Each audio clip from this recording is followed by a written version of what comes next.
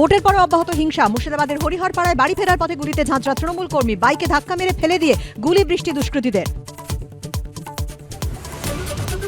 দেগঙ্গায় তৃণমূলের উপপ্রধানকে ধারালো অস্ত্রে লোপাথাড়ি কোপ। তৃণমূলের বিজয় মিছিল চলাকালীন হামলার অভিযোগ, 4 আইএসএফ সমর্থক গ্রেফতার। এগরার খাদিকুলে ভয়াবহ বিস্ফোরণের পর বছর করতেই কোলাঘাটের পয়া গ্রামে বিস্ফোরণ, বেশ কয়েকটি বাড়ি ক্ষতিগ্রস্ত, বেআইনি বাজি তৈরি হতো অভিযোগ স্থানীয়দের।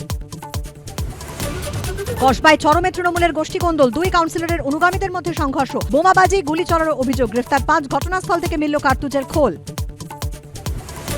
তৃতীয়বার প্রধানমন্ত্রী নরেন্দ্র মোদী শপথ বাক্য পাঠ করালেন রাষ্ট্রপতি। সকালে পিএমওতে পৌঁছলেন প্রধানমন্ত্রী। আজ নতুন মন্ত্রিসভার বৈঠকের সম্ভাবনা, হতে পারে মন্ত্রক বন্টনও। জম্মু কাশ্মীরে ফের জঙ্গি হামলা, এলোপাথাড়ি গুলিতে নিয়ন্ত্রণ হারিয়ে খাদে পুণ্যার্থী বোঝাই বাস, নিহত 10, আহত 33। জঙ্গিদের খোঁজে তল্লাশি ওড়ানো হলো ড্রোন, উঠছে কপ্টারও, থমথমে এলাকা।